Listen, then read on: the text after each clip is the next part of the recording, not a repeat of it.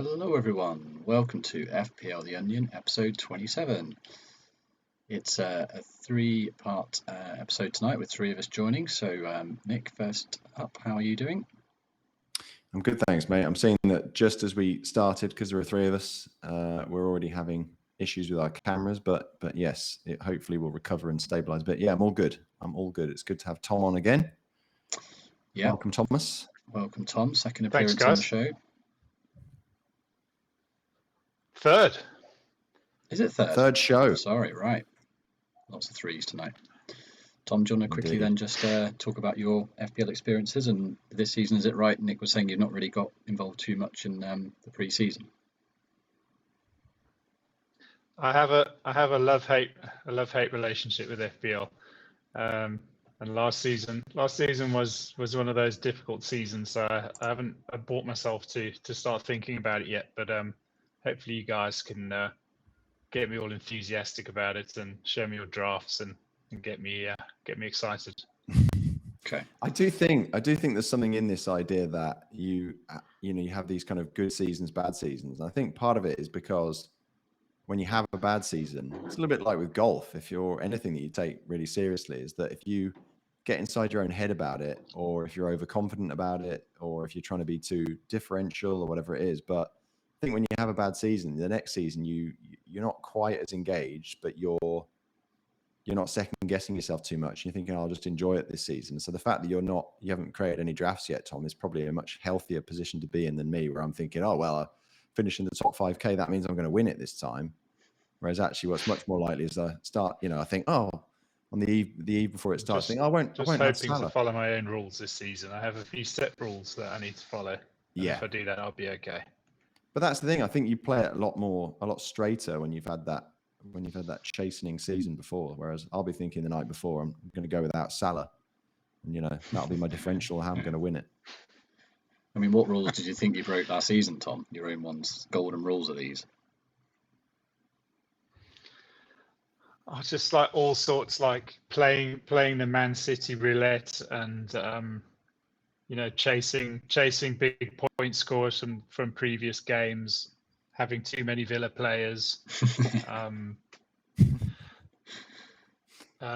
Also, like actually really kind of buying into everything you kind of read and hear on all of the forums. Like I got caught with, Wolves are like a really good defensive unit without actually really having watched any of the games. And every time I got anybody from Wolves in, whether it was the goalkeeper or defenders, it was just like absolutely abysmal. Yeah. Okay.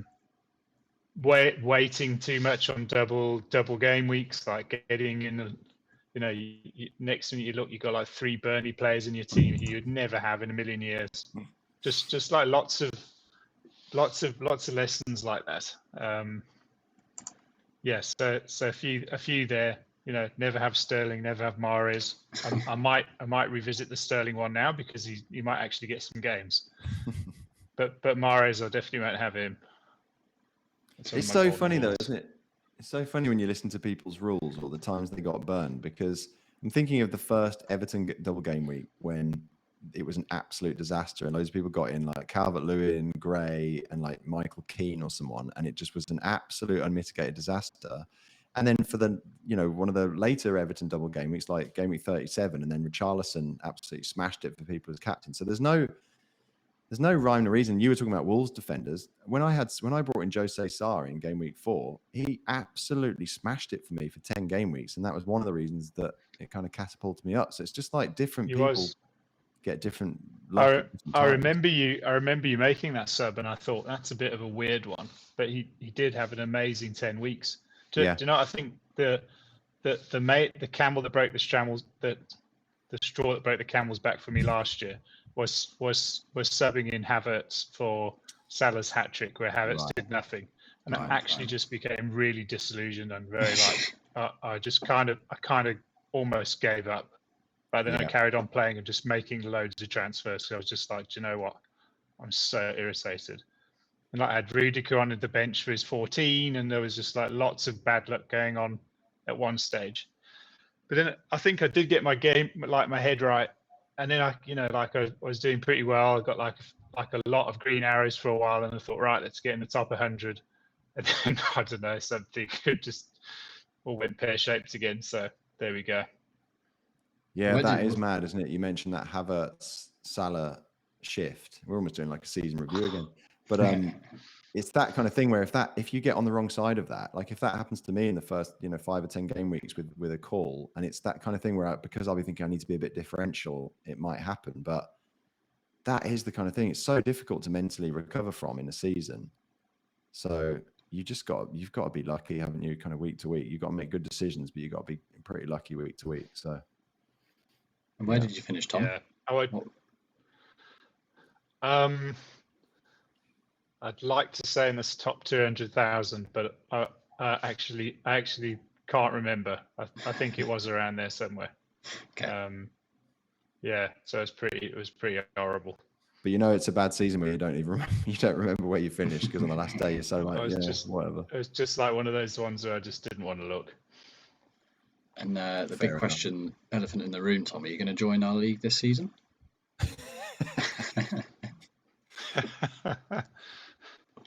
Notable absence. Not being in the wooden spoon. Yeah, okay. Is that the reason? See how it goes after game week 10. No, I did join your league. Okay. Well, we've got quite a nice looking league code there. I quite like that. I think I might actually be able to remember that one. Yeah, well, it's kind of like Tom's name, isn't it? Easy. Do you want to do the honours, Nick? Yeah. The league code for those listening, and we still need to sort out the podcast only version of this, especially when our cameras are so bad week to week. But it's TRLU7M. It's actually harder to say than it is to read. TRLU7M. Yeah, that's what I thought. It looks quite nice, but actually saying it's quite tricky. But yeah, that's the league code if people want to start signing up for FPL the Onion League. And we'll discuss a computer or a robot won't have any problems with that. Yeah. Plain text with alphanumeric, no problem. We'll have 8 million members of that league before you can say boo to a goose. No problem. I'm a developer by trade, so I'll get that going. Thanks, mate. Sounds good. Right, we'll have to think of it. We'll have to think of a new prize, Shlee, because I ate the curly whirly in one go last year without even chewing it. So down in one. Yeah, I'm pretty short-lived. We'll see. We're all melting here at the moment, so it's probably not a good one. Although, well, Tom's freezing apparently. But right, so the format for tonight, we're looking at a couple of drafts that myself and Neto put together. What was the brief, Nick? We said let's put our current favourite up and then a kind of second favourite / alternative. So we're going to look through those. Yeah, and it would be that we would talk through it all in about 14 minutes and then get to bed early. But actually, I feel like this might be quite a long one again. So let's see how we get on. Okay. And then we've got a few Shlee's breaking in his boots because he wants to be in bed in 20 minutes. Yeah.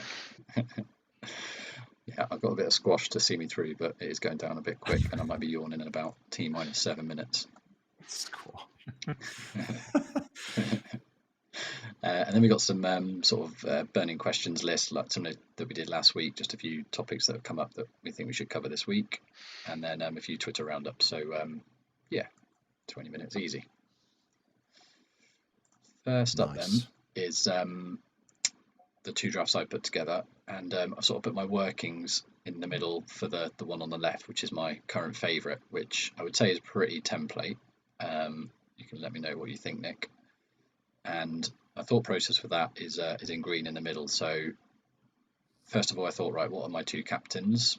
And Son basically doesn't get in there because of that. I'm still pretty tempted to go with some Spurs coverage on a big hitter, but I think if you just purely look at it from a captain point of view and ignore game week 1, i.e. you shouldn't really be that short-termist, then I think Salah and Haaland are the no-brainers. And then we discussed kind of last week what the sort of 95% locks are in the team. So I've gone with Trent, Cancelo, a 4.5 attacker, a Chelsea defender, and a 4 million goalie. And then this is when we get into you could go various ways. Some sort of Tottenham defender. What do I mean by 10 plus? A team that are playing opponents that have conceded a lot of 10 plus goals. So I think we covered last week that Wolves are that team, and Neto's the best entry point into that in terms of price anyway. But obviously, yeah, it comes with a load of caveats. And I've gone Sanchez now for a a keeper. I see you still got Ray and Nick, but the news that I'm not quite sure how to pronounce his name, Strakosha, is it? His goalie has gone over there, so he might now be Ray and not be first choice. And then that leaves 4 spots, and I think they're really difficult to fill. And those are the ones where you could go various ways. But I've gone Jesus, Luis Diaz, Martinelli, and Tomiyasu. And that leaves 0.5 in the bank. What do you guys think? It leaves 0.5 in the bank. Yeah. Yeah, that's nice to have that flexibility. Do you think you'll be able to keep that 0.5 in the bank for the first deadline, or do you think you'll put it in there somewhere? Yeah, I think we covered this last week, didn't we? We sort of looked at a team and where would you put the 0.5. I think Mendy is still a tempter to go up to a 5 million keeper, but I think that really depends what Chelsea look like. And we were discussing before, weren't we? If they're going to go back 5, or if they're going to have, if they're going to get Ake and another couple of defenders in and they look solid. But I've gone off a little bit, double Chelsea. I'm just because I'm getting so used to seeing these drafts now and knowing these price points and knowing how to kind of move from certain around. Players to other players. And so I'm only looking at the draft on the left at the moment. The one thing that I do notice about it, you're right, it's a very strong draft and it is very template. I'm seeing teams like this a lot. In fact, with pretty much that combination of players, maybe not Sanchez in goal necessarily at the moment, but I do like the fact that you've got a decent first bench option. I think that's the nice thing about having 4 at the back. Yeah. Then you can have a decent 4.5 bench option. Although I was listening to a little bit of the Wire's kind of look at the promoted teams, and the guy was talking up. He's actually a West Ham fan, but he was really talking up Andreas Pereira and saying, what a fan, kind of replacing Carvalho in that Fulham team, and how he is potentially going to be quite a good option for us as a 4.5 midfielder, even a playing 4.5 midfielder. And then the other player, who I'm actually almost certainly going to have in my team and may even be a starter in my team, is Neto Williams from obviously at Liverpool, but now moved to Forest. Yeah. And I don't expect kind of huge clean sheets from him, but as a 4.0 defender, I expect him to play, and I do expect him to get a few attacking returns. And if they've got a decent fixture, I might put him in. But if he allows something else, because the thing I'm looking at here, Shlee, and obviously we'll get to my drafts in a bit, but the one thing that I've looked at with freemium versus, 3 premium players, so Son or Kane, and then Salah and Haaland, generally they're kind of the premiums people are looking at. You don't have to make that many trade-offs to get there, which is weird, because if you look at your draft on the left, you've got Cancelo and Trent. I've got Cancelo and Trent in my freemium draft. I've got Salah, Haaland, and Jesus. I've got Neto. I don't think I've got a Chelsea defender in there anymore. So I think the big trade-off is the kind of Spurs defender. Although I think I've got Doherty in mine. So it is weird. It's almost like Martinelli, Luis Diaz, and maybe Reece James 4th, versus big defender. Mm-hmm. Yeah, you have to lose. And, so, and an 8 million midfielder is the big one, isn't it? You've probably got 5-3-2. A lot's been made of that 8 mil midfielder slot, but that goes. I guess probably it's something like Nico Williams. It's probably Nico Williams versus Martinelli, isn't it? And I guess if somebody like Martinelli plays, that looks like a no-brainer. And Luis Diaz, I do think he has the potential to maybe not quite match somebody like Son, but to get pretty close if he's pretty nailed in that team. Like if you think he's the new Mane and he looked amazing when he came in, it's kind of like, you'd put Mane up against Son and think it's going to be pretty close, wouldn't you? So maybe that is the play. But what do you think, Tom, looking at these? Because again, it's interesting to get your take, because you haven't spent as much time as us looking at these players and these price points so far. I really like the look of the team on the left-hand side. Like without really looking at prices and stuff, I was really keen on Haaland and Jesus up front. Yeah, that was definitely something I was going to look at. I know that the prices always change a hell of a lot when the game's released. So I'm actually quite surprised that you can afford the team on the left. There must be here some. we go. There must Nick's nodding along. There must be some interest. There must be some interesting price points here. So I presume like Doherty must have had a serious haircut, as well as Martinelli and probably Neto as well. Probably had some price cuts for you to actually afford what you've got going on the left. Yeah, I can't remember. I I can't remember what Doherty was last season, but it's more, Tom, that they haven't bumped the likes of Trent or Cancelo, or I mean, Salah's now 13 million, Haaland's 11.5, Jesus is 8, so that's a really interesting price point for somebody like Jesus. But obviously started the season at City, and so at 8, you didn't know whether he was going to play. But Saka, the interesting thing about Jesus is that at Arsenal, Saka is 8 as well. So Shlee could change this team immediately by dropping Jesus, having a 5 in midfield, and just having another 4.5 attacker.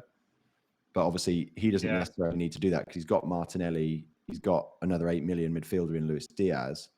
Because the big thing this year, Tom, not to kind of go through all the stuff that you haven't necessarily been seeing on FPL Twitter or whatever else, or content creators, but the big thing is, or one of the big things is like 8 million midfielders. So there's like Luis Diaz, Maddison, Mount, Mahrez,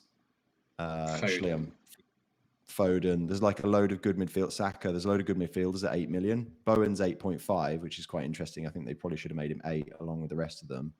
And West Ham have got terrible fixtures to start, but those 8 million, it's kind of seen as being quite important to have an 8 million midfield spot so you can jump around to get their fixtures. But Jesus coming in at 8 is quite an interesting kind of hedge against that, having that extra forward spot.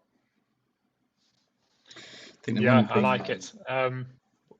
Go on, Tom. I'm just wondering, Nick, wearing your Man United hat. I don't kind of want to jump the gun here, but what are the midfield options looking like at United? Are there any kind of viable 8 million or kind of below slots? Yeah, so at United. Yeah, really interestingly at United, and it's funny because I think because of the fixtures and just because I don't know what the Erik ten Hag effect is going to be, but obviously United beat Liverpool 4-0 in a pre-season friendly. I think United were playing a team of first teamers, and Liverpool were playing a team of non-first teamers, and then suddenly United fans are getting excited, and the Glazers probably slashing the transfer budget as we speak. Liverpool played 30 players in that game, and Glazers have cut the budget in half. Yeah, exactly. They've cancelled all the ongoing transfers, and we're looking at a couple of loan signings. We don't need De Jong anymore. No, exactly. But the really interesting thing is, and I think I kind of tweeted about this from the FPL the Onion account. I almost think it's like a game-breaking price because Rashford is 6.5, which is he's had a £3 million drop in price. He was 9.5 last season, I believe, and he's now or it might have been 2.5, but he was over 9 million and now he's 6.5. And if he plays in that front three, surely he's going to be worth that in spades. Like he'll go straight into my team if he's playing. Like, and we're going to get a few more preseason games, but he played in the Liverpool game on the left-hand side. So I think that's ridiculous. Martinelli is 6, so that looks good for Arsenal as well if he's going to play. But obviously, you've always got Odegaard and Saka and Smith Rowe as well to compete against him. And then the other one is Sancho, who's 7.5. So he's a pretty good option as well. Sancho 7.5. How much is Neto? So if you've got 0.5 in the bank, can you go from Neto to Rashford if he comes good?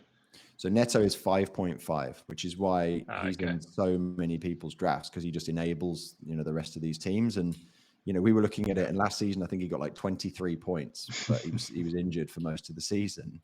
But the season before that he got like 120.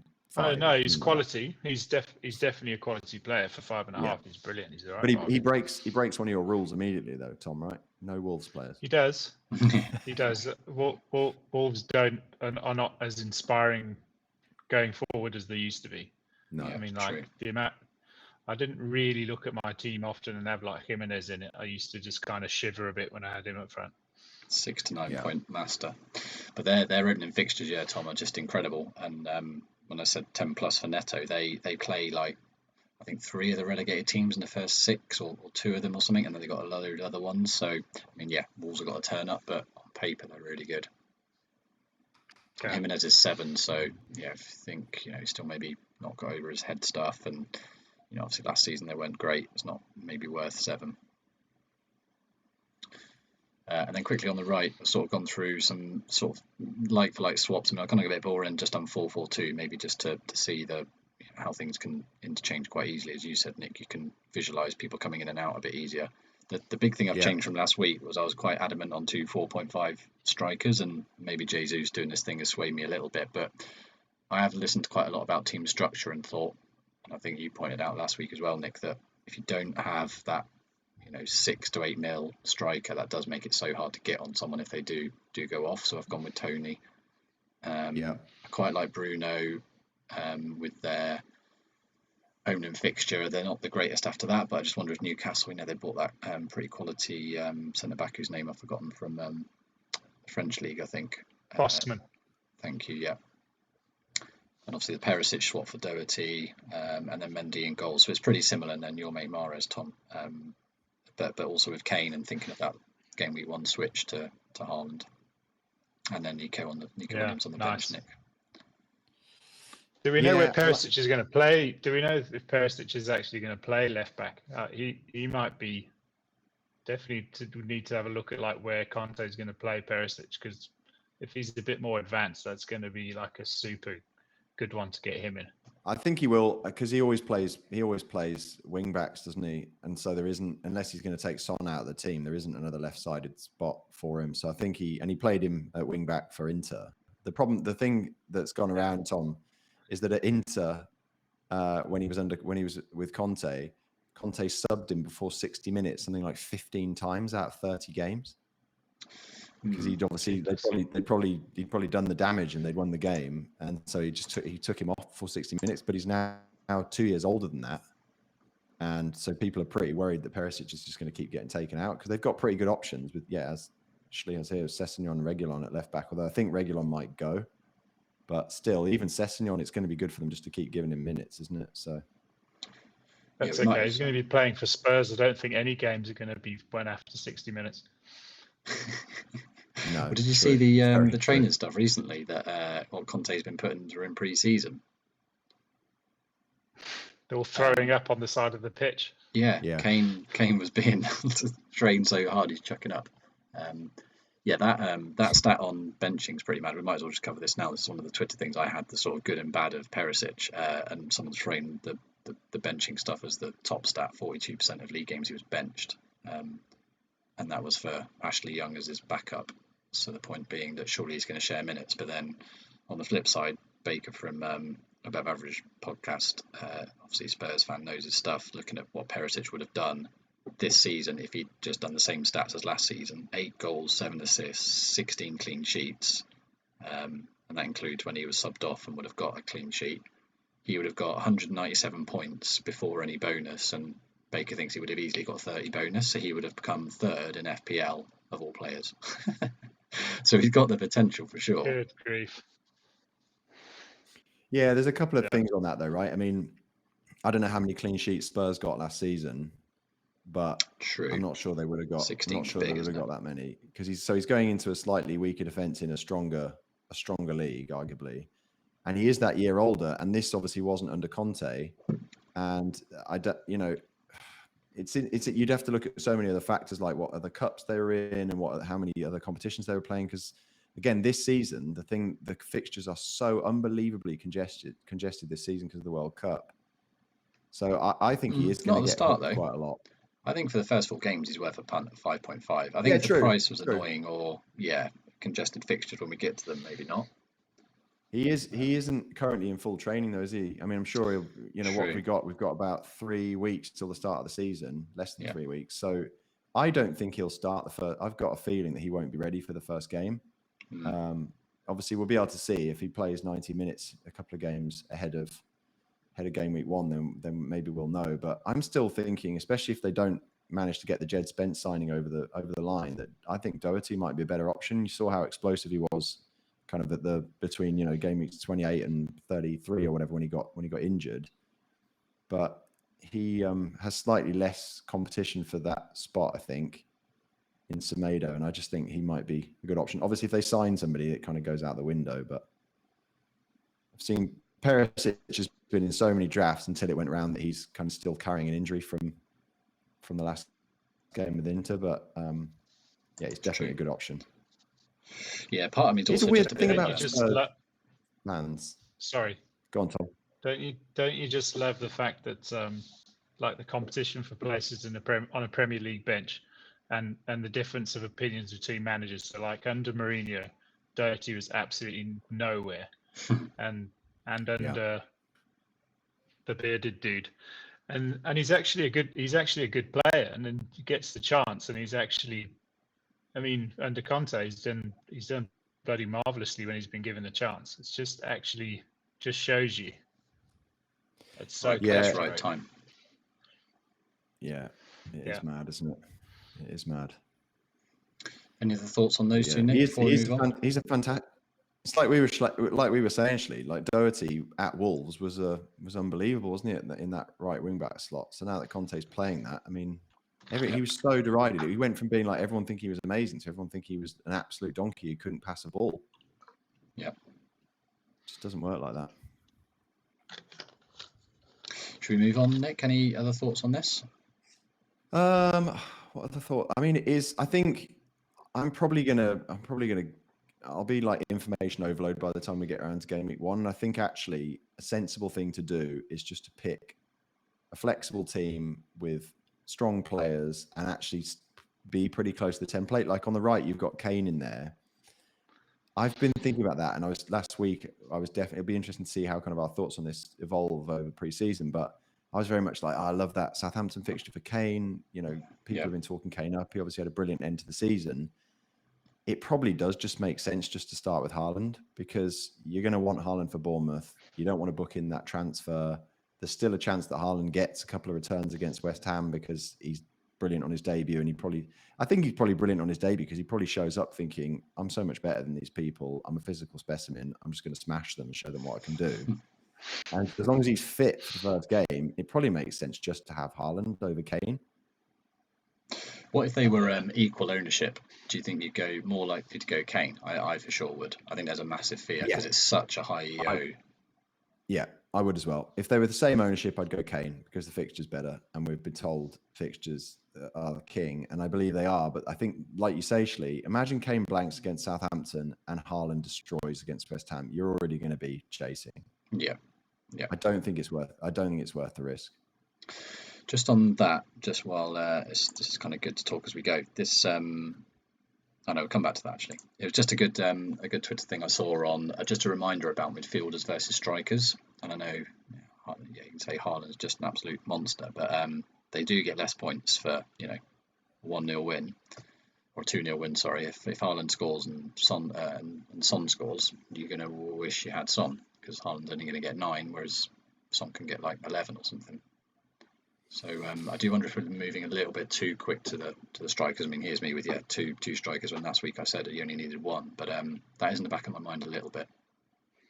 I think, do you know what? I think it's mad. I think that's this is a very much a mental game, but I think that's why I'm leaning towards having 3 premiums and having Son, because it's that FOMO of, having to choose. You almost like, sometimes it's nice to remove the decision. You're like Haaland or Son. You're like, I'm going to have both, no matter what it does to the rest of my team, just because I know what Son can do, and I know what I'm doing to my defense. I'm weakening 2 key defensive spots, but Son could smash that. He could get a hat-trick against Southampton on the first day, and in the way that sometimes it doesn't really matter then what happens with the other defenders, as long as the ones that I've got are even just getting 2 points. Yeah. Do you remember? We keep going back to it, Shlee, but do you remember that game week last season where Son played? I think it was Villa, wasn't it, Tom? Where he got that hat-trick against Villa. The rest of my team, I think Son got something like 89% of the points of my team that week, and I had a really good week. But he got an unbelievable amount of points. And so you can say what you can say. Oh, you can't captain you can't captain 3 premiums. You can't even rotate, so it's not worth having them. But if they're getting massive scores, yes, you need to hit them at the right time.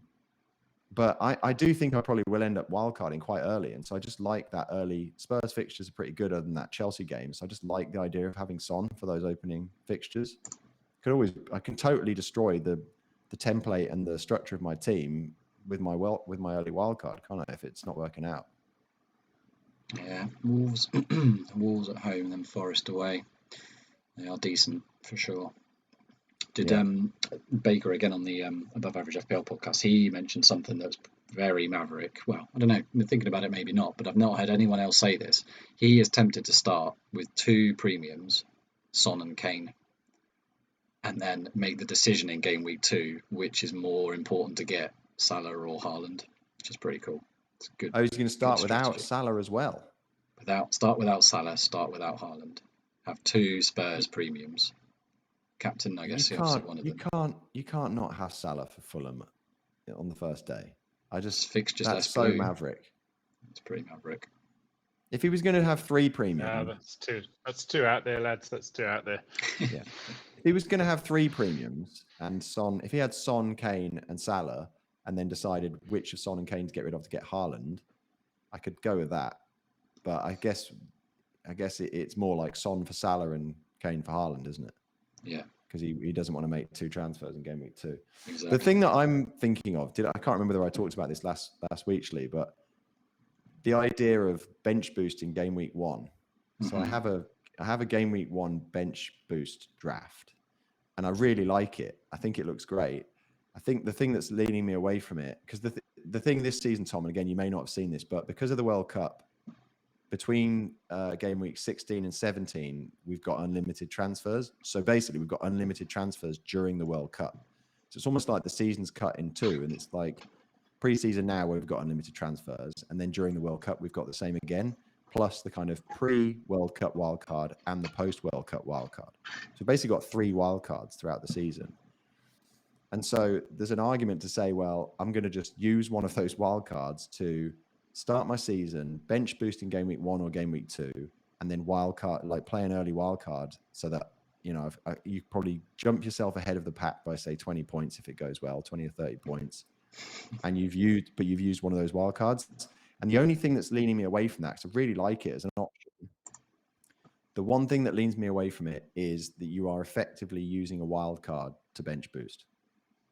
Like in order to get a decent bench boost and get it out of the way, you're wildcarding and bench boosting. So you're using 2, you're using one very powerful chip and one not so powerful chip to basically bench boost.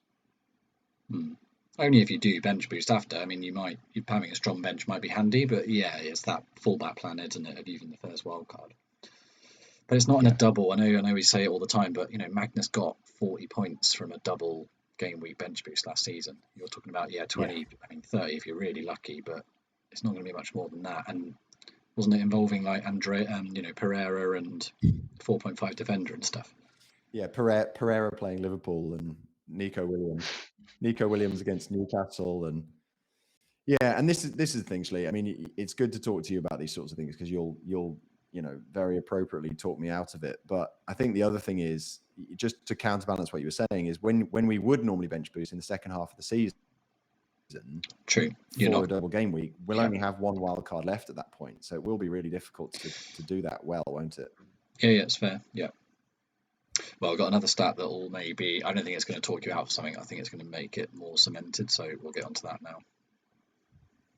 So Nick's 2 drafts. I did cut down the sort of comparison thing a little bit just to fit this all on. But do you want to talk us through that, Nick? Yeah. So first, just a plug for live FPL. There are some little nits on there that are some little bugs that get worked out. But I find it quite endearing. But it's not always available when you want it. But generally, it's pretty reliable and pretty amazing for a free site. But so on the left is my 3 premium. On the right is my 3 premium 5-3-2, and on the left is kind of a more balanced draft. So spreading it around. So the lovely thing about this, or the lovely thing about the live FPL tool, is you can compare 2 drafts. And so really the only differences between the team on the left and the team on the right is that little graphic in the middle showing Chilwell versus Doherty, Robertson against Pereira, Tomiyasu against Nico Williams, and Mount against Son. So you can see that by having Son on the right, you're basically weakening your defense massively, because instead of having Chilwell, Robertson, and Tomiyasu, you've got Doherty, Pereira, and Nico Williams. And Pereira, Tom, is a 4.5 defender, and there are some really, really good options at 4.5 this season because they've pretty criminally undervalued the defenders. So you can have Lewis Dunk for 4.5, you can have Tyrone Mings at 4.5, and Villa have got really good fixtures to start. You can have any of the Leicester defenders, so you can have Castagna, James Justin. Who else is 4.5? You can have Tomiyasu at 4.5. So that's the only thing. I mean, here, really the only comparison, because on the left I've got Tomiyasu and on the right I've got Pereira. They could be interchangeable. So the only comparison here is Chilwell against Doherty. So a 6 million defender against a 5 million defender. And then Robertson, a 7 million defender against Nico Williams, a 4.0. That's where the 4 million for Son down to Mount is spent. So I really like the 3 premiums draft. Because I don't. Son 12 million. Son's 12 million, yeah. Good grief. Okay. Yeah. He's the one player actually who you think feels like they kind of nailed his price almost to the upside. He's 0.5 more than Kane. He's 0.5 more than Haaland, but he's $1 million cheaper than Salah.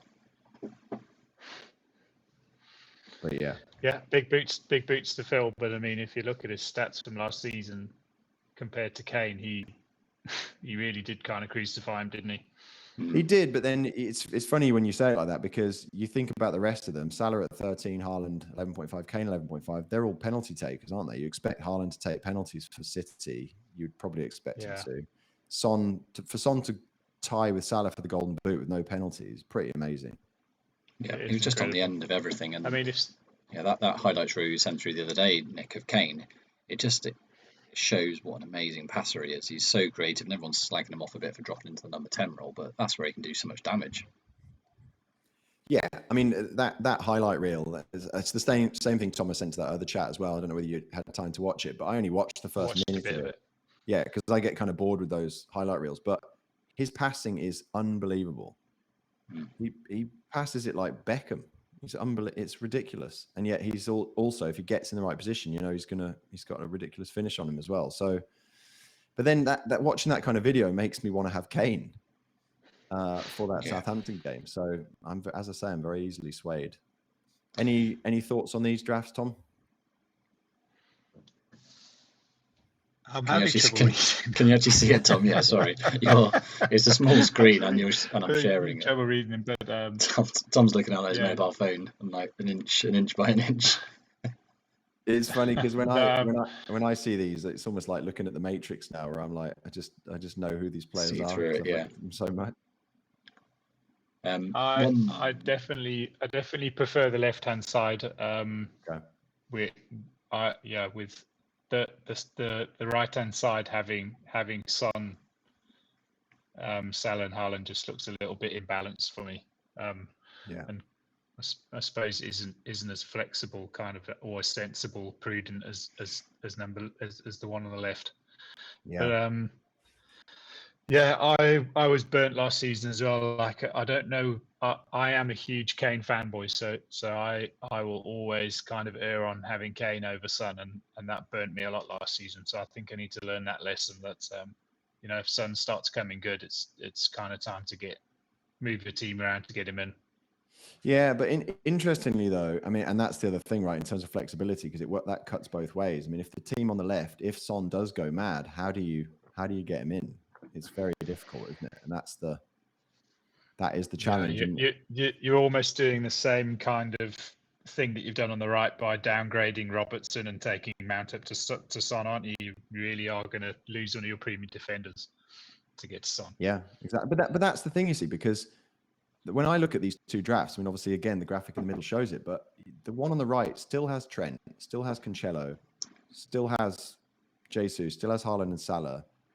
I don't feel like you're losing that much. And the other thing, you can start making more and more compromises, but I do like the idea of Laporte now over Cancelo. So that would buy me $1 million to then upgrade the rest of the defense. So maybe the answer is actually just to spread some other funds around this team to try and create a bit more balance and not have. I think Trent is a non-negotiable for me, but I could downgrade Cancelo to even a Chelsea defender or a Laporte, and I could boost the rest of those defenders, because it got a 0.5 or $1 million goes really far in defense. I mean, it's Doherty. Yeah, it does. I mean, yeah. Your bench is very much bench fodder, though, isn't it? I mean, it's like real dregs on the bench. You've even got a Villa attacker. I'll tell you one thing you could do, Nick. Yeah, I can see who's first bench there. Is that Andreas Pereira? Andreas Pereira, from the one who's moved from United to Fulham. Yeah. Okay. Well, he's decent. He should be okay. Yeah. He should be fine. And I think the other thing that is pretty mad about the team on the right is having Nico Williams playing isn't ideal. Because obviously that it says Fulham away, but that's not their first game. I think they'll be playing. Will it be Newcastle they're playing now? Because he's not actually a Liverpool defender anymore. But what are your takes on this? What are your takes on this, Shlee? Well, just on the right, just one thing I thought, and I think the maths is right. You could do Raya to Ederson, Cancelo to a 4.5, and Neto to an 8 mil midfielder. So that keeps you City defence cover because you'd have Ederson. You would weaken your defence, i.e. you'd be getting you'd just be swapping it around, wouldn't you? You'd just be getting a 4.5. I think it'd only be, wouldn't it only be Neto up to a 7 million mid? Maybe you're right. You get 2.5. I think you get 2. You get 2.5 for Cancelo down to 4.5. Okay. Rayo's $1 million up to Ederson, and then. Yeah, I should have thought about that before going maths head to head with a chess master. No, not at all. My maths is usually terrible, but my maths of doing this now is getting better because I'm just you're just looking at the combinations. Yeah, no, that's fair. But I did see people talking about Ederson a little bit. I've got a slide on it later where the other big thing that they've changed on this year is that no keeper is more than 5.5. Ederson, Alisson, they're all 5.5. So they're really trying to get you to think about premium goalkeepers. Well, and that's a really good point, because that is the other thing. I have seen that a bit where people are saying, right, well, I won't have a City defender, but I'll have the keeper. The thing that's funny, and you get into these little whirls of thought processes, but I looked at Ederson and thought, because I remember somebody saying, I think it might have been Late Risers saying at the end of last season, they're so good in defence. It might even have been Mark Southerns, but you might as well just stick the keeper in because he plays every game and not worry about it, and you've got the cover of all of their clean sheets. But because they're so dominant with the ball, they never allow shots. That no one's ever got the ball long enough to take a shot against them. And so then you look at Alisson at the same price at 5.5, and he beat Ederson by like 25 points because he allows shots, or Liverpool allows shots, and he makes saves and he gets bonus points. And so then you're like, oh, well, I'll just have Alisson. And then you're like, well, I can't use up my third Liverpool spot. But in going through that process, you've lost Alisson in your head. You've lost Ederson. So it's really funny. Yeah. You need to stay really focused. But I think I do quite like that idea of putting Ederson in, especially if, as you say, there is a slight concern now that Raya might not be first choice, although I think he almost certainly still will be. I think that guy's been bought as backup. I think so as well. Season.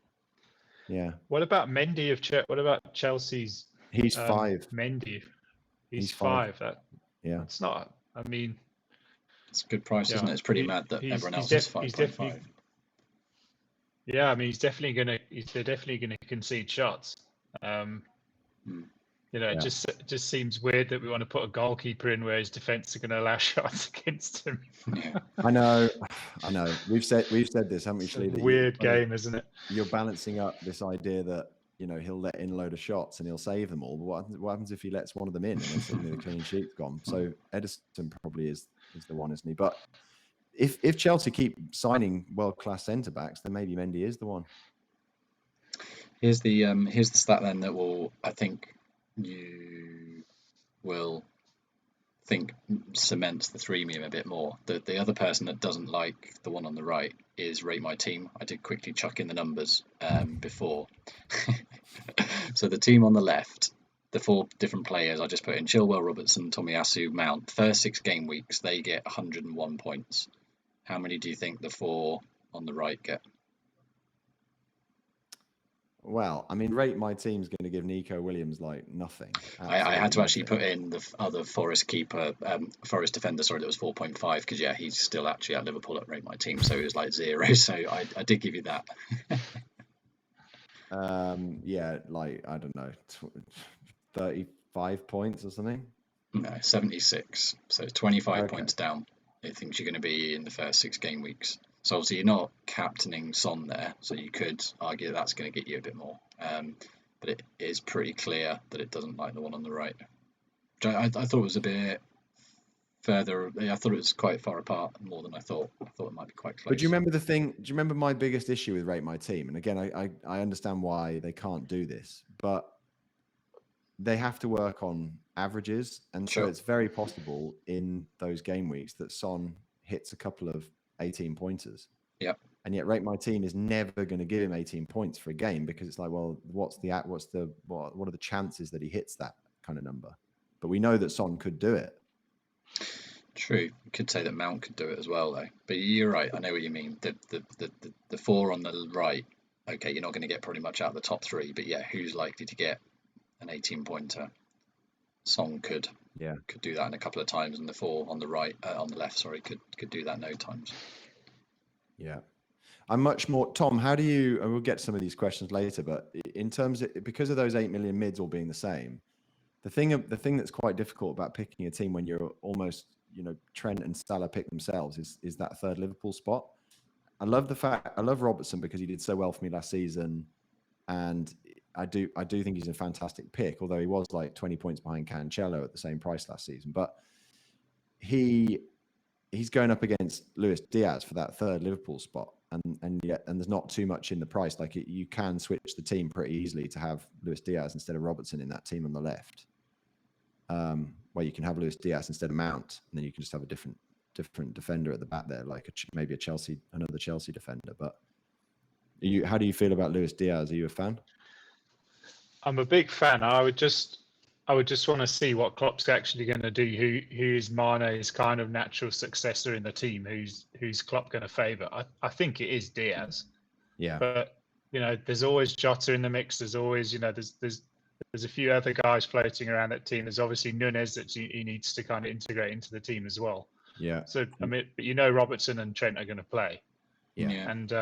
And Robbo wasn't far behind Trent in terms of stats last season. So I'd probably go with the left and just make sure I can make that move when I wanted to. Right. Yeah. Fair enough. Yeah, just saying that, It does make me think that Robertson, I think if they were an equal price, I think it would be really tough. But that million saving from Robertson, from Diaz to Robertson, even though I've got Blimmin Diaz twice in my team, is you say it like that, is tempting. It's funny, as I say, not as I do. It's like Jesus. It's like Jesus over Saka. We said this last week, didn't we, Shlee, that Saka's probably a sensible choice. It's the same price.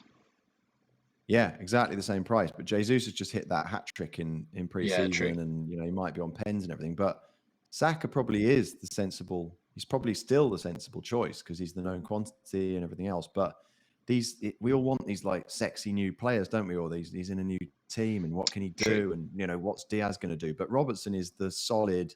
He's going to get up and down. He's going to get assists. He's going to get the odd goal. He's going to take corners. He's going to get clean sheets. And yet we just always want to go for those sexy new picks, which is why Haaland's in my team probably rather than Kane.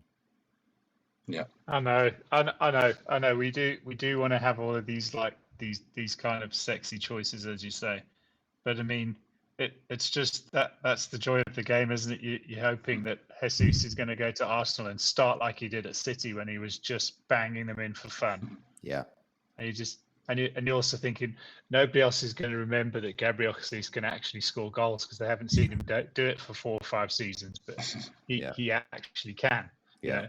And Diaz as well looks very capable, and Haaland might be an absolute monster. I don't think he's going to quite start like a house on fire like everybody's predicting, but it'd be a brave man not to have him. Yeah. That West Ham fixture is interesting, isn't it? Because I think if he did say he had the Bournemouth fixture first, I'd be pretty confident that he was going to start like a house on fire on day one. In fact, I'd probably put money on him getting a hat-trick on his debut. But that West Ham game is just that little bit trickier, isn't it? Yeah, they've upgraded the centre halves a bit. They're not going to be playing Dawson against Haaland, so it might be a bit of a fairer fight. Yeah. Yeah, I'm at the moment. I probably need a week off looking at these drafts because I'm kind of information overload at the moment, and it's it's difficult. You look at it and you'll look again, and you're not really. You're kind of just going round and around in circles.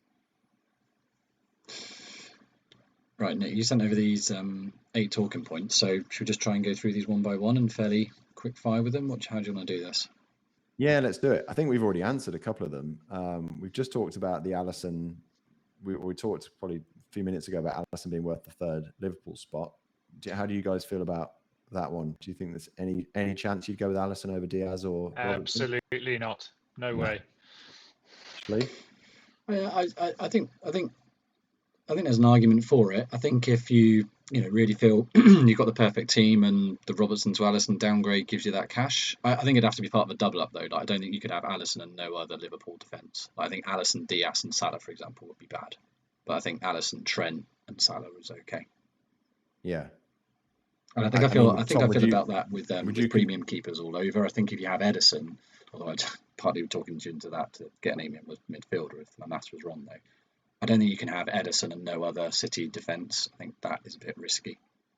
Oh, really? You think you have to have Ederson and say Ederson and Laporte maybe to try and cover it? I just think that double up. I don't know why I feel that.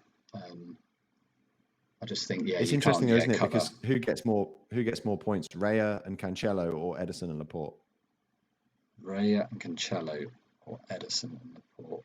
Because it's the same money. Ederson, Laporte definitely get more money than Raya and Cancelo. Do you think? Definitely get more points, you think, Tom? The double up. I also think Raya's a bit of a trap as well. He seems to be getting a lot of hype. Like, Brentford were amazing when Raya was fit. Were they? Well, he was the highest points per game goalkeeper when he was fit. Oh, right. Okay. I didn't know that stat, because I just remember Brentford being pretty horrible for large parts of the season until they actually got their act together towards the end. Yeah, I think he was. Maybe Alisson. I guess Alisson probably was more, but I think he was certainly higher than Ramsdale, and he was certainly higher than Mendy as well, I think. So that's why so many people are interested in him. Yeah. And I think also Brentford are just pretty well run. They've made some good signings, and they're very analytical. They're all about kind of, Moneyball and everything. So I think people believe that if he stays fit, they could be good. But I just think it's funny that this other keeper coming in has thrown a bit of a spanner into the works. But the idea of looking at your team and having Ederson and Laporte does sound pretty strong, doesn't it? For exactly the same money as Raya and Cancelo. It does sound very good. Yeah. Isn't it funny that like Ramsdale is now completely sort of unfashionable? How much is Ramsdale coming in at? It sounds like no one's kind of looking at him. He's fine. It's just not. It's not sexy because he's not in the fours. No, exactly. Yeah, and you can get White and Nick Tommy Pope at Newcastle's 5 as well, isn't he? Oh no.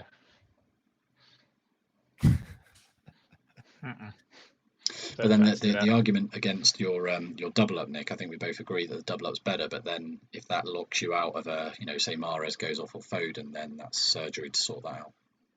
Yeah, exactly. I was going to say that actually, exactly, because the big one for me, you've got Rashford on question 3 on this list, but the other one, Tom, is Grealish is only 7 million, and I think that Grealish, especially with Sterling going, I feel like come game week 4, game week 5 wildcards, everyone's going to have Grealish and Rashford in their wildcards. I think they could both be almost game breaking prices, because Grealish is £100 million player for the best team in the league, if not the world. And Sterling's gone, and it's his second season. And if he can manage to keep out of trouble, I think he's going to have an amazing season. And he's only 7 million. That's wow. That's an amazing price point for Grealish. Yeah, but you can see they've had to do it. He was 8 million last season, and yet he just didn't do it, did he? So, but he and Rashford, Rashford was awful last season because he was concentrating on other things and it wasn't going well for him, and he probably saw Ranić and just thought this isn't going to be good.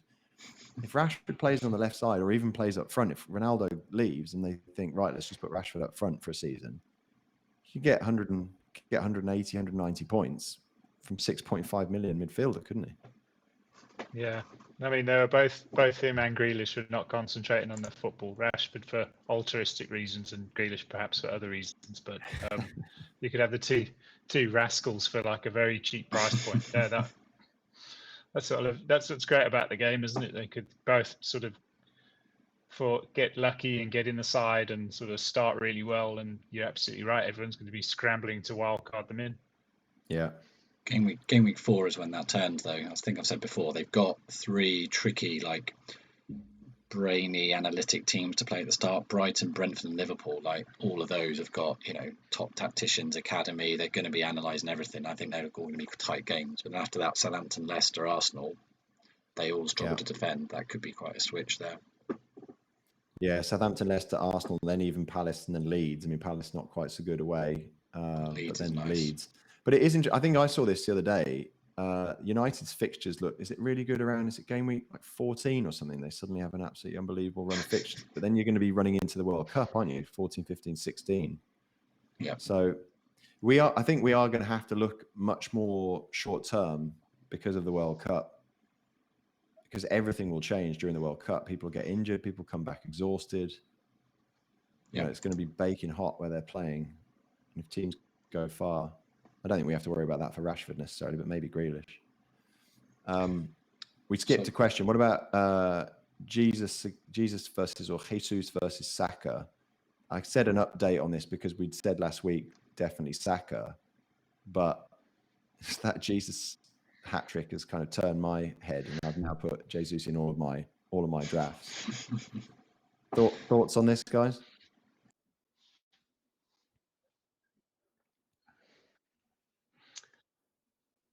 I kind of do fancy having a punt on Jesus, because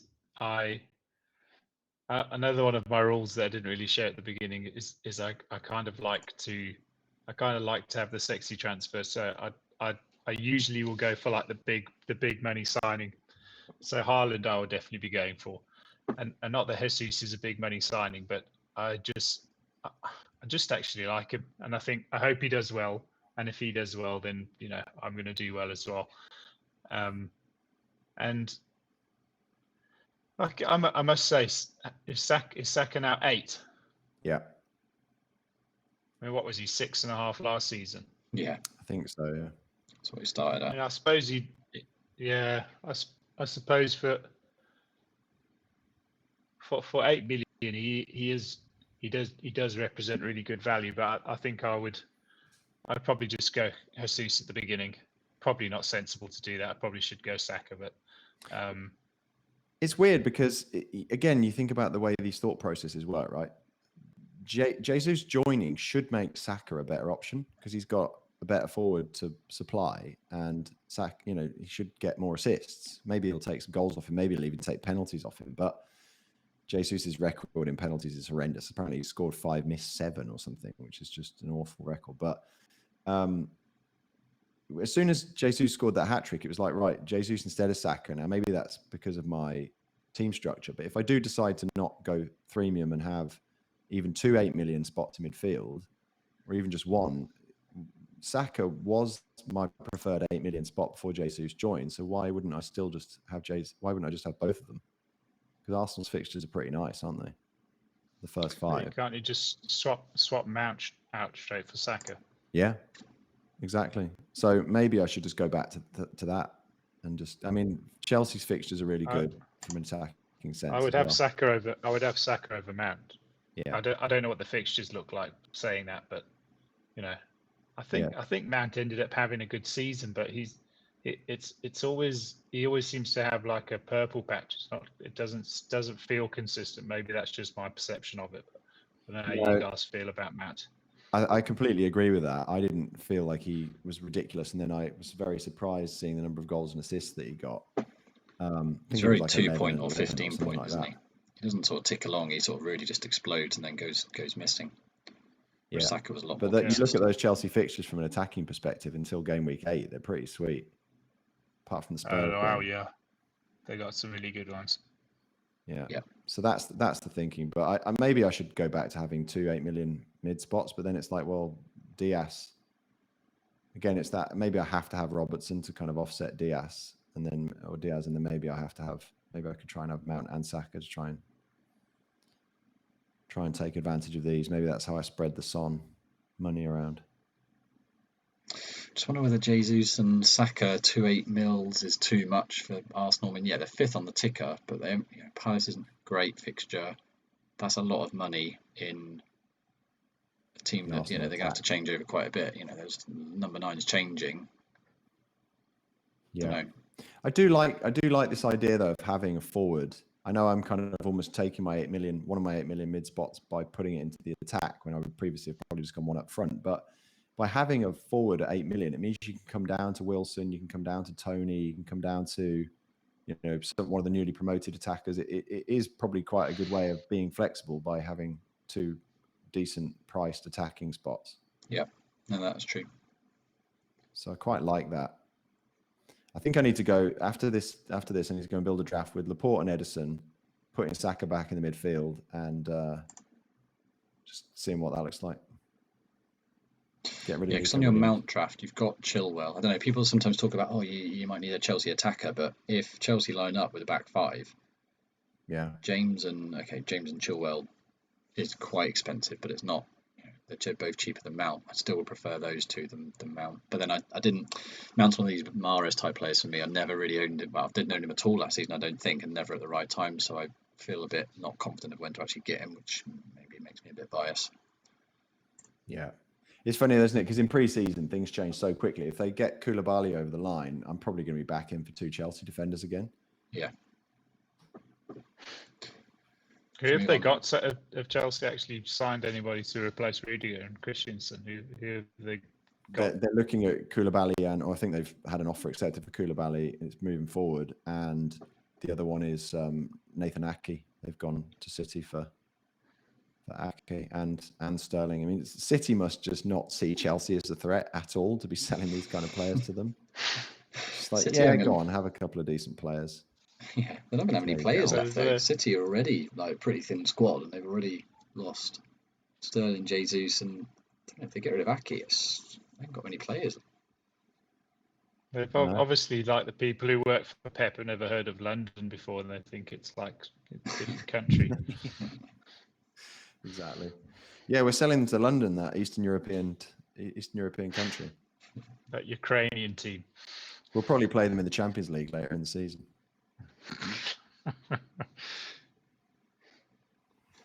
We should move on to number 4. Was it Chelsea defence versus Spurs defence? Yeah, so this was kind of went before we saw that they were signing Koulibaly, and they may even still get Matthias de Ligt as well, which may mean a change to my team name, although probably won't be allowed to do that. There's too many good puns with that. I think if they do continue with the back five, and I expect them to, because they'll be getting the best out of James and Chilwell then, won't they? And they are ridiculous, those guys. And then it was just, I can't remember what the second part of that question was. Versus Spurs defence. Yeah, I think you're just weighing up Chelsea versus Spurs. Yeah, it might have been Spurs defensive double up in Doherty and Perisic. Because I think, I had drafts with Chilwell and James in, and then I was like, right, let's go for Perisic and Doherty, and that's Perisic and Doherty. That's a great way to save like 2.5 or something, but or 1.5. But yeah, I think now I'm going to lean back towards the Chelsea defence, and I think Perisic, I'm a bit worried that he's not going to start the season, and Doherty, if they sign Jed Spence, I think he's a bit of a non-option. But yeah, I think the idea is to go back and play around with different options in defence and go back to the kind of more balanced draft, I think. But when Son gets 25 points against Southampton, I'll be seriously miffed with both of you. That's fair enough. Who do you prefer the most out of Chilwell and James? I have preferred Chilwell for all of my drafts so far, just because his points per game when he was fit were absolutely insane last season. I do reckon there was a bit of overperformance there, and there's probably a decent amount of underperformance in James's when he was getting 0s and 1s, even though he was like hitting the post and spending most of the game in the final third. But I think they're both ridiculous options, aren't they, at 6? And I think when they come in $1 million cheaper than Robertson and Cancelo, and as you say, $2 million cheaper than Mount, they are a pretty good option, both of them. Yeah. I don't know, man. Go on, Tom. Just to play in that spot. It's just crazy, isn't it? Yeah, it is. They just all seem to come in crashing in at the back post and thunder one in with the left foot. I think it's classic Chelsea goal. I think it's the wing backs. I think because at Leicester was it a back 4 at Leicester? I think it was, wasn't it? I think so, yeah. But I think that system just gives them so much freedom. I mean, that's why Alonso was so good there, because he didn't really have to defend. He was just always he was always up front. Well, he would never play Alonso and not play Rudiger, because he knew he had to have Rudiger to cover for Alonso. Yeah. Because he knew he'd spend half his time at the pitch. Yeah. Yeah, it is. It's a coin toss between James and Chilwell, I reckon. But do you think even if they do bring in, especially if they bring in two world-class centre backs, they're still going to take a bit of time to bed in, and it's not super early in pre-season now. These should be considered quite late moves given the season starting so soon. So are they really going to have time to get them up to speed? Yeah, I doubt I'll go with two. I think one Chelsea, and then I think if I didn't have a Spurs, I would go for a Spurs defender rather than a second Chelsea. But would you go if they sign Jed Spence and if Perisic is not fit? You wouldn't go for any other Spurs defender, would you? Yeah, true. If that happens, maybe I would then be tempted to go back to double Chelsea, but can also maybe see myself going. Maybe that then cements Robertson or another 4.5 or a 4 mil or something. What about because there are some really nice options at 4.5. I had completely missed the fact that Mings was 4.5 as well, and with their fixtures, he's actually a pretty safe option. But do you, in terms of you were talking about obviously going back to a Chelsea defender, what about Laporte at 6? Do you not think he's a really good alternative? Yeah, maybe. He's must be pretty nailed in that team now. I have warmed to Trippier a little bit as well. At 5. I don't like their fixtures though. Yeah, City and Liverpool, but then again, Villa, you just talking about them. They've got Arsenal and City 5 and 6, and they're 11th on the ticker. I'm not sure their fixtures are that great. No, they're good for the first 4, aren't they? But even Palace away, yeah, true. Hmm. What about Tommy? Because I didn't see Tomiyasu play too much last season. I don't know too much about him, but I guess at 5 you could even go Tierney, couldn't you? If you can get to 5, and they've got a nice opening 5. Oh, okay, Tierney's 5. I guess he is. Yeah, that's interesting. I just saw something about Trippier. Like, I know he obviously had in and out with injury issues, but he's just on all the direct free kicks, and didn't he score 2 in like 5 fixtures? Yeah, he did. Delivery is great, but yeah, City and Liverpool's not brilliant. But outside of that, their fixtures are pretty good. I mean, they're 9th, so I'd go with him over Mings. Yeah. Just on Chilwell versus James, again, just because of the most recent one to listen to, plug in Above Average FPL, they were talking about that Chelsea shape and how much more attacking the left side is than the right. So even though, I'm a bit surprised actually you're so bullish on Chilwell, given your James love / luck, Nick. But I think you're right. When Chilwell was in, he was, or even Alonso, it's just like a second attacker, and they, James's delivery, it tends to be a cross on the right, a bit like Liverpool, I suppose, and they're just bombing in at the back post. So I think it's probably 60-40 Chilwell for me. But yes, it is pretty tight. Same. Even I've got James in my drafts. What an idiot. Yeah, I think it's 60-40 Chilwell over James for me as well, just because of how many times James blanked last season when people weren't expecting it. But I will be nervous going into the first game of the season if I don't have James, because he's just so ridiculously explosive. Yeah. And there is definitely a bit of a man crush there, because he's an absolute physical specimen, isn't he? He just can destroy teams on his day. So, okay, let's move on. The second time you've said a physical specimen. Exactly. I want to study him. That's why. I want to draw him, it sounds like. Right, 4.5 defenders value. Johnny, we haven't mentioned. Defenders. Yeah. Johnny's an option at Wolves. That would be a way of not falling into the Neto trap, which we'll get to in a minute.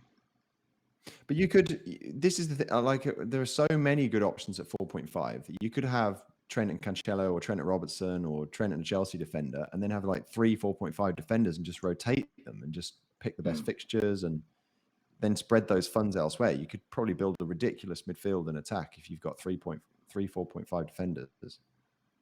Yeah. Did you say Dunk, Mings, like a load of guys have gone to 4.5? So you could absolutely do that. Have 2 premium defenders and just rotate according to fixtures. Yeah, I think the biggest boatload.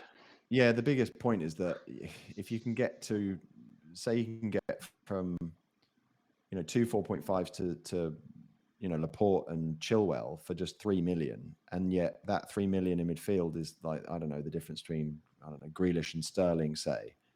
It does just always sound, that's the thing about, that's why these wing backs almost break the pricing in the game, because you get so much bang for your buck, don't you? So yeah, 4.5 sounds great, but it's actually probably a really, even if you only go with one 4.5 up to a 6, you're just getting so much for your money there. So I don't know. I guess if it's the difference between having, Neto or Grealish, maybe, but that's the thing. You've got to weigh up where the right place to spend that money is, haven't you? That's why it's nice being able to use something like Live FPL, because you can make a few drafts and compare them and think, right, which one gut check do I like the best? Yeah. Brighton's fixtures are good as well. Like, Dunk or something like that could be a good option. 7th best. Yeah.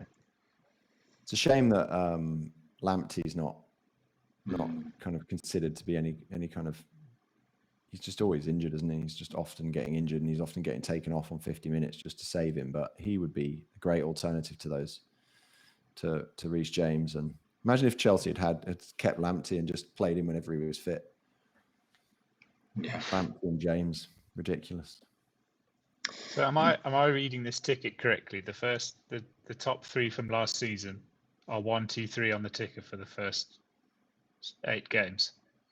Yeah. City, Liverpool.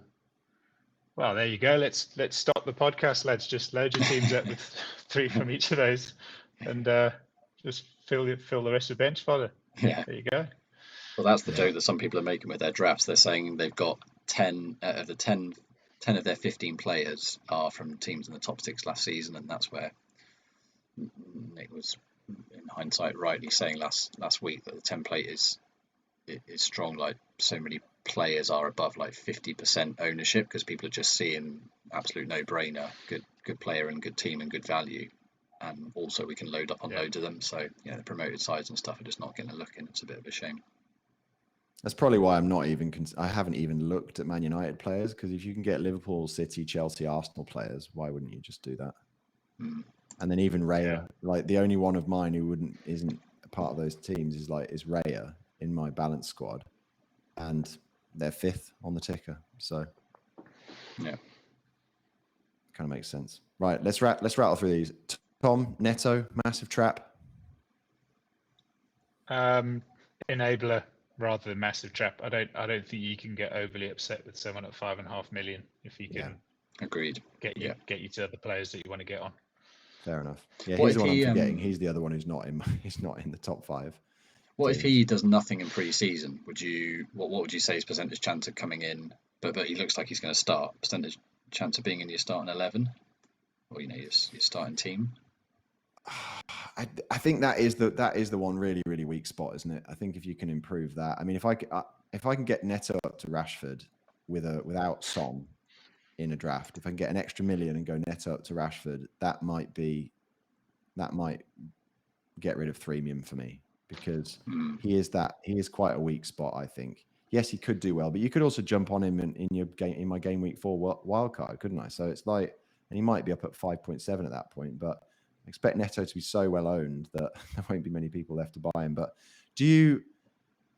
there aren't that many alternatives at 5.5, are there, Shlee? I mean, I think you could get to Bruno Guimaraes at 6. He's one, but again, I don't really love their fixtures, their opening fixtures. Yeah, the other one people are talking about is Visser at Brentford. But that's the sort of split I've heard.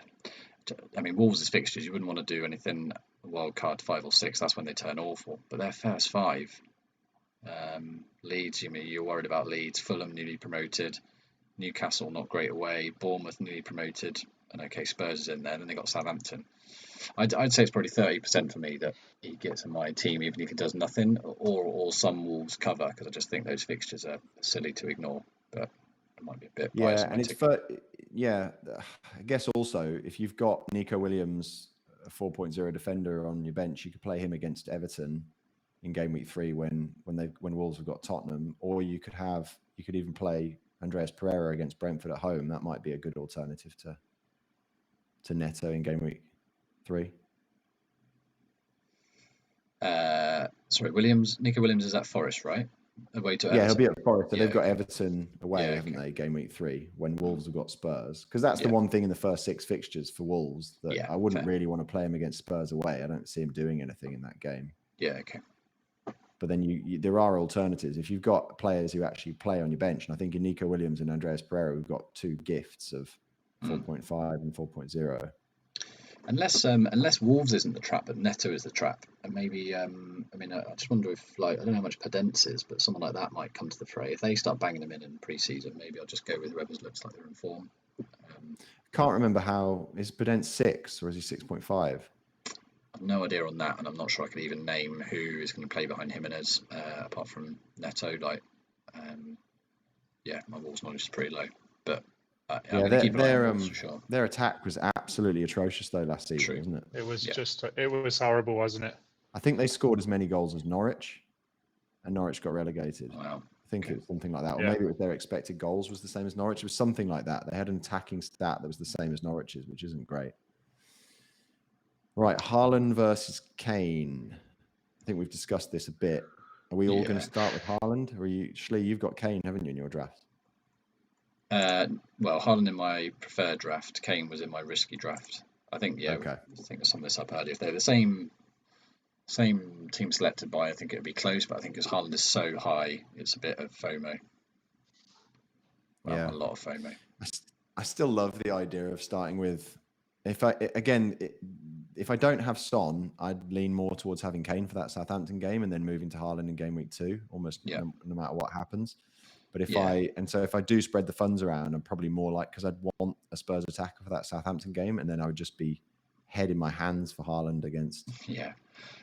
I think that Charity Shield is going to tell us so much, isn't it? I think if it wasn't for that, I think it might be quite hard. And how much do you put in pre-season? But that game against Liverpool, hopefully they're going to go all guns blazing. Let's see actually what Haaland's about. Yeah, that's very true. It's always nice to have, and it usually is kind of two good teams in the Charity Shield, because you get, as you say, it doesn't feel like a friendly, that does it? They want to win that game. Yeah. So if he gets a goal in that Charity Shield game, he's probably going to go up to like 70% ownership, isn't he? Yeah. Oh, it would be so Pep for him not to play Haaland in the Charity Shield. Yeah, could be. It will. I think what's more like Pep is Grealish up front and say, I'm playing with like a false 9. Yeah, and then Nick's got what's 7 million. What's more Pep is he plays him in the Charity Shield, he gets a hat-trick, he benches him against West Ham, and then he plays him against Bournemouth. That's probably more Pep. You got to keep them guessing, guys. You got to keep them guessing. Yeah. What is this game you are playing? This fantasy. It's like he does it just to upset us. Okay, and then 3 premiums versus balance. We've discussed this a lot, and I think I am now, having spoken to 2 sensible chaps, leaning more towards the balanced draft. It probably is the right choice, but it's not as exciting. Okay. You watch me go for Haaland, Kane, and Son, and De Bruyne, and have like 4 million defenders and goalkeepers. Somebody was saying they had managed to put together like a 4. I think, in fact, maybe I saw it on Twitter. They'd put together a draft that had Kane, Haaland, Salah, and was it Son? I can't remember, but the rest of the team was absolutely wow, that'd be amazing. But they had 4 premiums. It is possible to do it. And it wasn't horrendous. I think they still had they had Robertson instead of Trent. Wow. And maybe I think they had Walker instead of Cancelo, but it is possible to do it. That just sounds like a team of compromise. Oh, it is. That's the thing. When you feel like you're compromising like that, it's pretty scary. I think they had Neto, Wissa, 4.5s. But yeah. Weghorst. Yeah, exactly. They had Weghorst, didn't they? Oh, big Weggy. Oh dear. Right. We were joking about 3 Burnley last season, Tom. I mean, obviously it was so mad with double game weeks, wasn't it? I think this is another thing I think this season might be quite mad with, but I've got to remember, hopefully if COVID doesn't go crazy again, it might be quite a dull season. Yeah. Might not be these doubles. Yeah, you kind of forget of all of the COVID and you think you're going in with 11 or 15 players playing, and you ended up you kind of had to make substitutions to try and get a team out at the end. It was quite mad when they were getting those announcements on the Thursday. There's COVID at Bodymore Heath, the Villa game's off. All this kind of stuff. Yeah, I brought Watkins in the night before that game. That was upsetting. It cost me 4 points. What would it take though to have a threemium? I'm just wondering what if Trent got injured.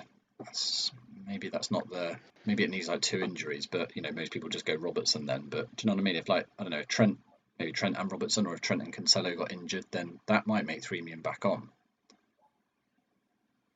Yeah, but there's still good options at not too much. Yeah, I know what you mean, as in because you'd be basically coming down to 6, wouldn't you? Especially if you've already got Cancelo. And it does make That'd probably force your hand to do double Chelsea, which then you're not saving a lot of money. Yeah, no, true. Maybe. In fact, you would just be like Trent down to Chilwell, and then like Pereira up to James or something like that, wouldn't you? But if you're worried about Spurs coverage as well, is Kulu not on your radar? You're just worried about Richarlison, and he's good. Yeah, Kulu was in my game week 1 bench boost draft as some Spurs coverage. I do like Kulusevski a lot. I think he's class, but I think Richarlison just worries me too much. Although, again, I don't think Richarlison has spent much time at all on the right, so he's much more likely just to be a squad player and taking minutes off Son and Kane. Yeah. So I think Kulu is pretty nailed on the right. He is still going to be competing against Mora. Like Mora's just not. It's not like he's never going to play again. He is a good player, but I don't know. Again, he's 8 million. If Kulusevski was 7 million, it'd be worth the risk. I think there's a bit of a dearth of midfielders after when you get below 8. I think Kulu would have been much better at 7. Just especially they don't know who the teams are going to sign, do they? But I think that Richarlison signing does just slightly worry you. Is Kulusevski 8? He's 8, yeah. Oh no, that's. But he was good though. His numbers. He was great. He was great. Yeah. And I think if they hadn't worth 8 though. If they hadn't signed Richarlison, I think with Spurs opening fixtures, I definitely would have considered him because I do think he's great. And again, he's feeding Kane and Son, isn't he? And they often put his crosses away. So yeah, true. Like if suddenly Kane and Son are at Chelsea, I mean, you'd want players like Mount then, wouldn't you? Because they're putting it on a plate for good finishes. So yeah. Right, we'll just wrap this up with a couple of Twitter bits I saw, which was quite interesting. This one was quite interesting because Sertalp, the what am I trying to say? The what's the word? Analytics guy put together an optimal squad with some maths here I don't fully understand, but this is basically I think his optimal game week 1 prediction where I think you are allowed to make transfers with this, but he has got 5 at the back, 1 of each of the big sort of premiums, and then Mendy as a double up. Only 1 8 mil midfielder, Jesus and Haaland. Gray's 5.5 on the. He is 5.5, isn't he? He's on the bench first sub, which is interesting.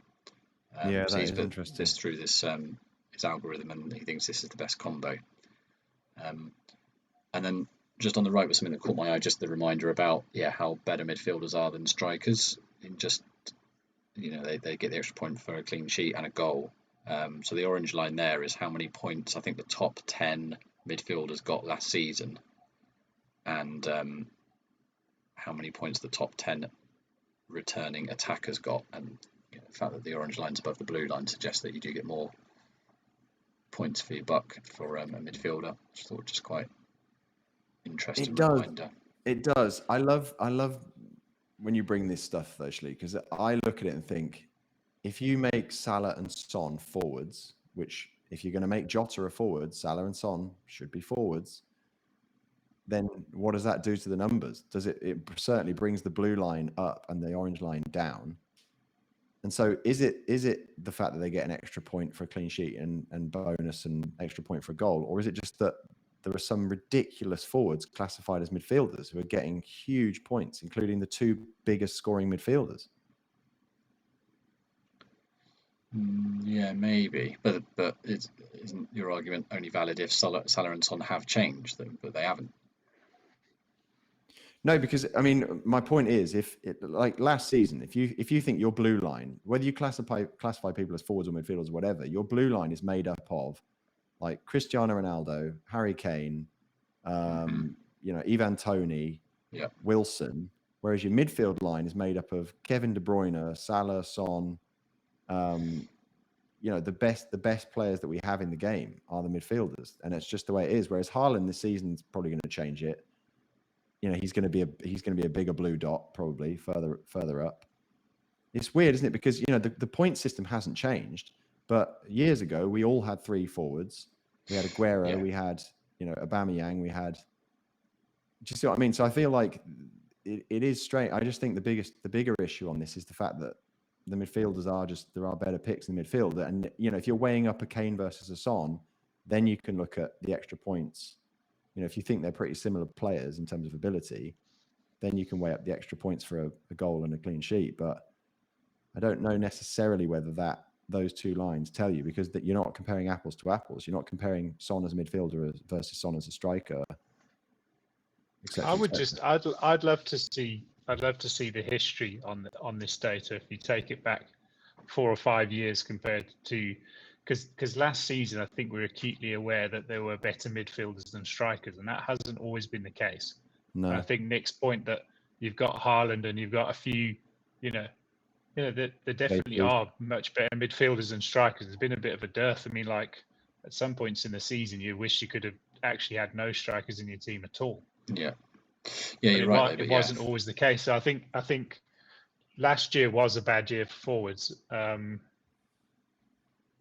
which the graph's clearly showing. And to Nick's point, like some of these midfielders are basically just kind of playing up front.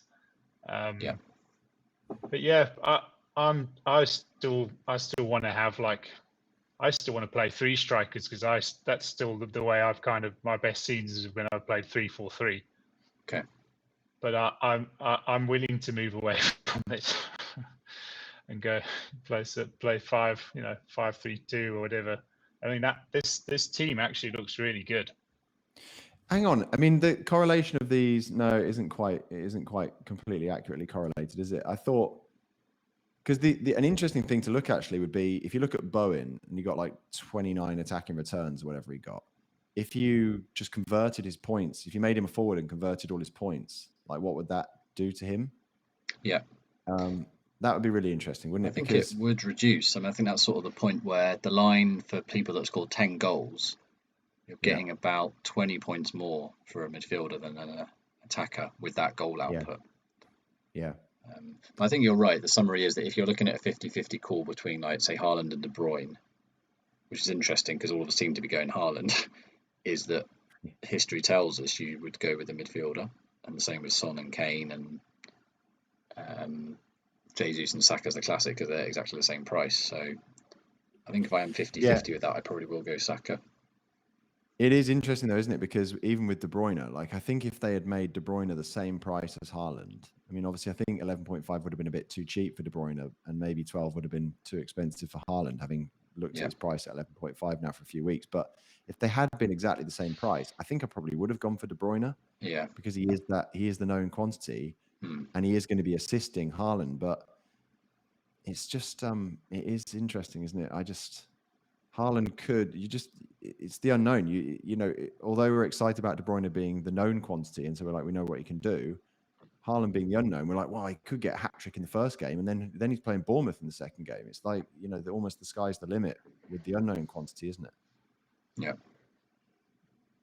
Yeah, I did like to look at that team on the left though, and the fact it's got 5.5 on the bench, you could get rid of that, have an extra mil to play with. Not sure what you do with that. He's already got Mendy, but because nice flexibility. Yeah, well, there aren't many good 4.5 options after Andreas Pereira in midfield. I think can't remember who the next one is, but Moda is the one at Brighton who'll actually play, but he'll get you 2 points a game.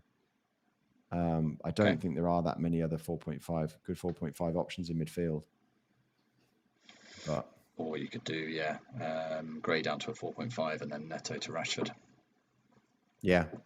It took the words out of my mouth. I think that sounds good. And then that team is ridiculous. Although again, I don't love Tommy Asu as the 5th defender. I'd probably just have Nico Williams and then upgrade the goalkeeper or something.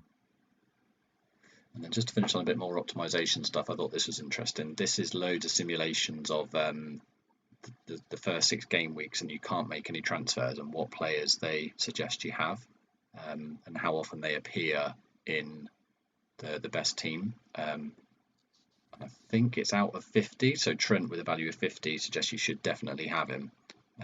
Right. It's interesting that Son is not on the list at all. But Haaland, Salah, Trent are top spots in those positions, and then Ederson's the top keeper.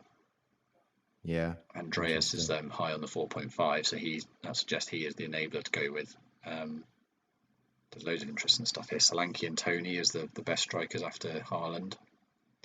I wonder what I mean, because Son wasn't in the like algorithm team in the previous slide as well. Maybe because it's got like a reflexive over his O or something, it does get spat out by the data or something. I don't know what's going on with that.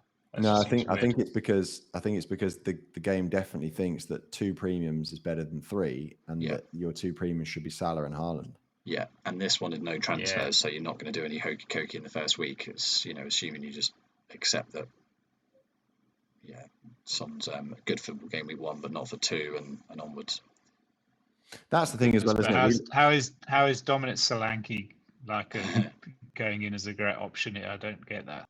Is he 6 mil, Nick? He's on pens, I think, isn't he? And he's going to play 90 minutes, so I think he's 6 mil. Yeah. The models like this really favour like expected minutes and stuff if they're going to get near 90 minutes, like Tony would as well, and on pens, could get a goal in any game type thing. But who's made these choices? Is it the optimization tool has done 50 teams, or? Well, I'm just looking at the notes here. So the EV model is FPL review, so they're taking expected points from FPL review, and then Sertalp has put it into his mad optimization thing, where it goes through the billion combinations of players and it outputs this. Okay. So I think it's sort of when linked it says to the sensitivity analysis, that's almost where you get your 50 drafts from, kind of thing. Yeah, I think somehow they must like simulate the game, so there must be some variation in every one. So they wouldn't just run it once, because that would be a too noisy solution. So they've run it probably then. Well, maybe that's what it means. N equals 50. They've run it 50 times, and how many times then did Trent appear? All of them in that best solution. Ederson appeared 29 times. Interesting. I do think there is something to be said for being a bit more boring in game week 1 and a bit more flexible. I think it is probably a good idea to be a bit more boring at the start. Right, should we wrap this up? Yes, indeed. Give me a lot more food for thought. Tom, has that helped you? That's the main aim of tonight, isn't it? Yeah, I'm actually very keen to start putting some drafts together after that, lads. Or was that the beer talking? Almost got me back into it again. I'm gonna start having a look at some ridiculous drafts. I think the quadruple premium sounds great. That's what I was just thinking. Yeah, that sounds like a good puzzle to go and try. But the quadruple premium, the thing that's funny about it is you look at it, somebody who was on premium until like a couple of hours ago, you look at it and you're like, yeah, that's too much. And then you go back to your premium draft and you're like, that looks really balanced. I like that. Anything more from you, Tom? It's ridiculous, isn't it? Yeah, indeed. That's probably a good way to always feel like you're in the right spot, as if you just find somebody who's a lot more extreme than you and go, well, at least I'm not that bad. I always find with your wife and your kids, if you turn your stereo up to 50 and it's really, really loud, you can turn it up to almost twice the normal volume you would have it, and everyone's really happy with the volume. So it's a similar thing to apply to fantasy football. That's a brilliant idea. That's great. That's great life advice. I should do that. I think my simile, Tom, would be I should behave really terribly for a couple of weeks, and then when I start being kind of almost nice again, but not quite as nice as I was being, they'd all be like, "Oh, you're being really nice." Maybe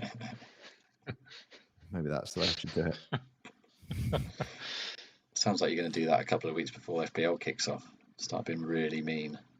Just really distant, and then when FPL kicks off and I can actually, I'll go back to being less distant but still playing FPL to a ridiculous extent. They'll be like, "Oh, it's great having you back around." Good